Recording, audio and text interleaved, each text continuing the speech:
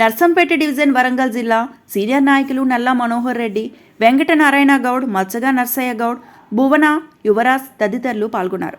బీసీలను మోసం చేసిన కాంగ్రెస్ పార్టీకి గుణపాఠం తప్పదు. కాంగ్రెస్ అంటేనే మోసానికి ప్రతిరూపం. బీసీ రిజర్వేషన్ల మోసం తేటతెల్లమైంది. ప్రభుత్వానికి చిత్తశుద్ధి ఉంటే 42% రిజర్వేషన్లతోనే ఎన్నికలు నిర్వహించాలి. బీఆర్ఎస్ పార్టీ మండల అధ్యక్షుడు బాల్నే వెంకన్న బీఆర్ఎస్ పార్టీ కార్యాలయంలో మాట్లాడుతూ 6 గ్యారెంటీల్లాగే కాంగ్రెస్ 42% బీసీ రిజర్వేషన్ల డ్రామా. రాష్ట్ర ప్రభుత్వం బీసీల పట్ల కపట ప్రేమ చూపిస్తోంది. కాంగ్రెస్ పార్టీ అసెంబ్లీ ఎన్నికల్లో కామారెడ్డి డిక్లరేషన్లో ఇచ్చిన హామీని నిలబెట్టుకోవాలి. బీసీలకు 42% రిజర్వేషన్ల జీవో 9తో నాటకమాడుతూ చెల్లని జీవో ఇచ్చి డైవర్షన్ పాలిటిక్స్ చేస్తున్నారని మండిపడ్డారు. 42% రిజర్వేషన్ ఇవ్వకుండా బీసీ కులాలు తిరగబడతారని, కాంగ్రెస్ ప్రభుత్వాన్ని కూల్చుతారని హెచ్చరించారు. బీసీలకు 42% రిజర్వేషన్ ఇవ్వని సందర్భంగా నిరసన కార్యక్రమాన్ని తెలియజేస్తున్నాం. రేవంత్ రెడ్డి సర్కారు 42% రిజర్వేషన్ ఇస్తారని మరి డబ్బాలు కొట్టి మరి కామారెడ్డి సభలో బ్రహ్మాండంగా మరి ప్రజల మేము 42% ఇస్తాము అని మోసం చేసినటువంటి మరి రేవంత్ రెడ్డి మరి గద్దె దిగాలని సందర్భంలో అందరం కూడా డిమాండ్ చేస్తున్నాం. బీసీలకు అన్యాయం చేస్తున్నటువంటి మరి ముఖ్యమంత్రి గాని, మంత్రులు గాని, ఎమ్మెల్యేలు గాని మరి ఏమన్నా మీకు చీము నెత్తురు ఉంటే మరి మీరు రాజీనామా చేయాల్సినటువంటి మరి పరిస్థితి. ఎందుకంటే బీసీలను మరి అడ్డగోలుగా మీరు హామీలు ఇచ్చి అమలు కానీ హామీలు ఇచ్చి ఇలా బీసీలకు అనేక విధాలుగా కూడా మీరు మరి మోసం చేస్తున్నారు. 42% బీసీలకు మీరు మరి రిజర్వేషన్ కల్పించాలని మేము డిమాండ్ చేస్తున్నాం. ఈ 42% మరి బీసీల రిజర్వేషన్ ఇవ్వనట్లయితే మరి మీరు తక్షణమే మరి రాజీనామా చేయాలి రేవంత్ రెడ్డి గారు మీరు. ఎందుకంటే మీరు డిక్లరేషన్ చేయలేరు, బీసీలకు న్యాయం చేయలేరు అనే అన్ని విధాలు కూడా మీరు మరి మోసం చేస్తున్నారు. కాబట్టి మరి దీనికి వ్యతిరేకంగా మేము ఈ రోజు నిరసన మరి కార్యక్రమాన్ని బీఆర్ఎస్ పార్టీ మరి పెద్ద ఎత్తున ఆందోళన కార్యక్రమం చేపట్టడం జరిగింది. అధికారంలోకి రాకముందు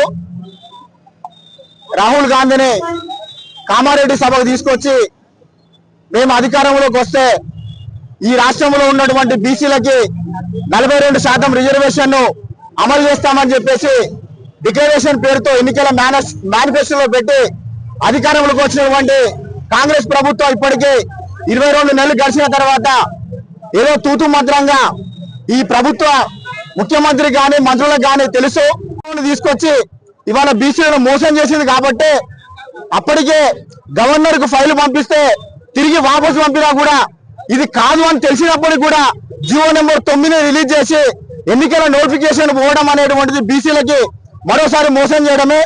దీన్ని కోర్టు ఆపేయాలని చెప్పేసి తీర్పు ఇచ్చింది.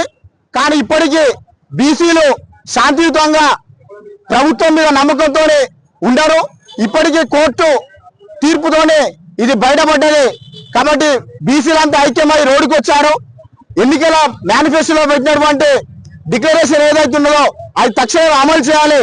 అమలు చేయని పక్షంలో ఇది మాకు చేత కాదు, మేము ఇచ్చని హామీని నెరవేర్చిన హామీని అమలు చేసి ఇచ్చినాం కాబట్టి అధికారంలోకి వచ్చినాం, బీసీలకు అన్యాయం చేస్తున్నాం అని చెప్పేసి దాని మీదనైనా ఈ ప్రభుత్వంలో ఉన్నటువంటి మంత్రులు కానీ ఈ ప్రభుత్వంలో నిర్వహించేటువంటి రేవంత్ రెడ్డి కానీ గద్దె దిగాలని చెప్పేసి మేము డిమాండ్ చేస్తా ఉన్నాం. తీసుకురావాలి, జీవో తీసుకురావద్దని తెలిసినప్పటికీ బీసీలను మోసం చేయడానికి నిండు అసెంబ్లీలో మొన్న జరిగినటువంటి శాసనసభ సమావేశాలలో ఆర్డినెన్స్ చేయకుండా మోసాన్ని నిరసనగా బీఆర్ఎస్ పార్టీ తరఫున పెద్ద ఎత్తున కార్యక్రమం నిర్వహించడం జరుగుతున్నది. గత ఎన్నికల్లో కాంగ్రెస్ పార్టీ తన మేనిఫెస్టోలో 42% బీసీలకు రిజర్వేషన్ కల్పిస్తామని చెప్పి కామారెడ్డిలో రాహుల్ గాంధీ తోటి డిక్లరేషన్ చేయబడ్డది.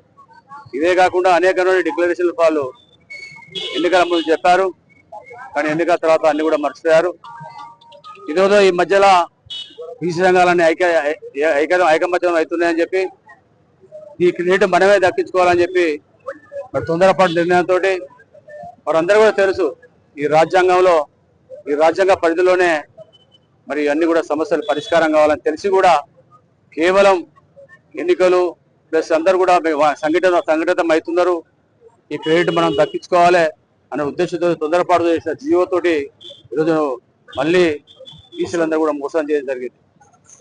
వాస్తవంగా ఈ రాజ్యాంగ పరిధిలో ఇది సుప్రీంకోర్టులో కూడా మరి 50% కానీ ఎక్కువగా ఉండకూడదని రేషన్ ఉండదని కూడా తెలిసి కూడా మరి కార్యక్రమాన్ని శ్రీకారం చుట్టారు.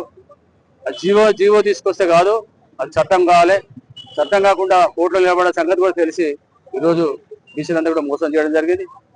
ఇదే మరి మన పక్క రాష్ట్రమైన తమిళనాడులో 69% జరుగుతూ ఉన్నది. అది ఏ విధంగా వాళ్ళు సాధించుకోరో చెప్పి ఆ ప్రయత్నం చేయకుండా కేవలం మరి వారికి ఎవరు సలహా ఇస్తున్నారో ఏమో తెలియదు, కానీ మరి వారు చేసినది పెద్ద బీసీల పట్ల చేసే పెద్ద మోసం అని చెప్పి ఈ సందర్భంగా తెలియజేస్తుంది. మరిన్ని అప్డేట్స్ కోసం మా ఛానల్ని సబ్స్క్రైబ్ చేయండి.